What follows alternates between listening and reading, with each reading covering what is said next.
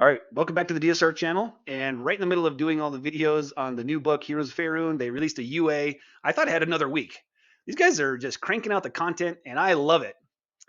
So this is one of my favorites, the Ancestral Guardian. They have renamed it to the Spiritual Guardian. Okay, and this is a Barbarian subclass. Call on the spirits for combat aid. Barbarians who walk the path of the spiritual guardian call upon spirits, whether bestial spirits of nature, spirits of departed ancestors, or spirits of raw elemental power, to guide and protect them.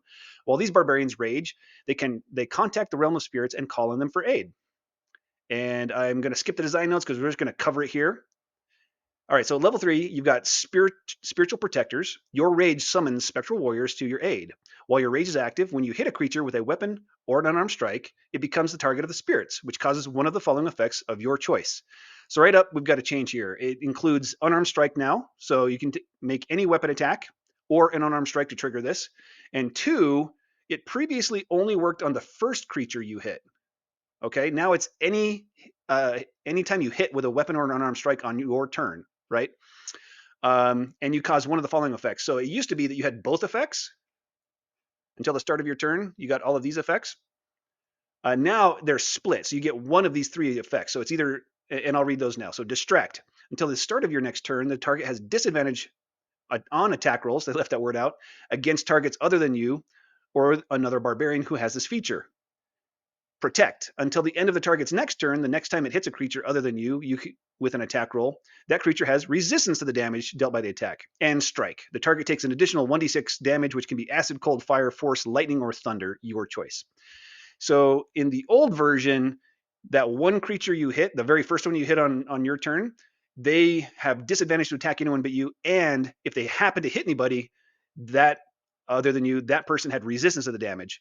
So now they've split those into two separate effects, but you're not limited to just the first creature you hit. So you could attack the same creature twice. First time, hit them and cause distract. Hit them again and cause protect. So you can still achieve this in one turn on one target, right? Or you have the flexibility to hit two creatures and cause distract on both of them.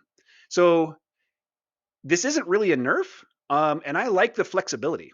Plus the flexibility of sometimes you're in scenarios where you don't need a tank. You don't need to worry about other people in your party because maybe you're in a hallway and you're blocking it, so they can't even get to your allies behind you anyway. So you have the option to just cause more damage, which I like. That's cool. I don't think I really like the damage types though. That's going to step on the toes of other barbarian types, and it feels like should be spiritual, which is usually like psychic, radiant, or necrotic. So I don't know. I mean, I don't know if it matters that much, but I do wish they would change it to that. All right, let's move on. So, Spirit Shield. This is virtually identical. Level 6 Spirit Shield. Your guardian spirits can provide supernatural protection to those you defend. While your rage is active, when another creature you can see within 30 feet of you takes damage, you can take a reaction to reduce the damage. To determine the amount of damage that is reduced, it is reduced by roll a number of d6s equal to your rage damage bonus and add them together.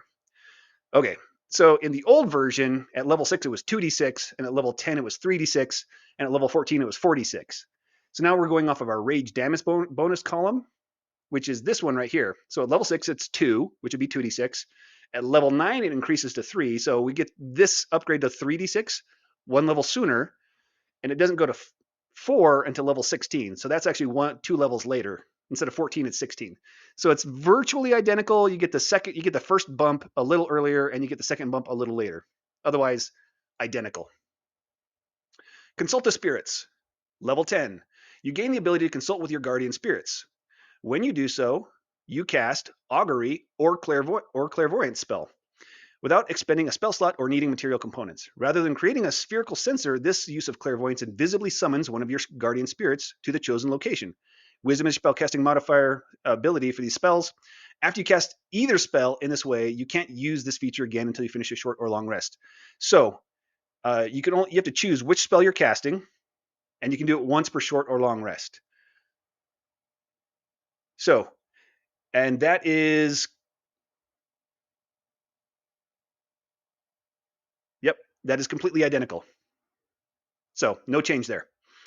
All right, Vengeful Spirits at level 14. And actually, before we go to level 14, I like this one. It's cool and flavorful. It has some utility, but without the ability to cast Augury as a ritual, you're losing a little bit there.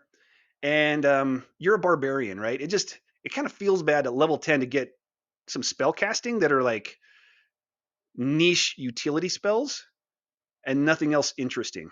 So I always wish that they would add something a little more interesting here, something that, I mean, you're a barbarian, something that would frankly contribute to combat, or I don't know, some other role, right? Some in some other way. Even if it's a boost of some kind of ability check, maybe. I don't know. Maybe if you, I don't know. I've got to. There's potentially other ideas, but I do think that there needs to be something more that they add to that. Just so that, because you're going to, otherwise you're going from level 6 to 14 without getting anything that contributes in really significant ways. And I just don't think augury or clairvoyance are significant enough to be the entire feature, level 10 feature on its own. All right. Vengeful Spirits, level 14. When you make an attack roll with a melee weapon as part of the attack action and roll 18 to 20 on the d20, you can make one additional attack with the same weapon as part of that action. Once you use this feature, you can't do so again until the start of your next turn.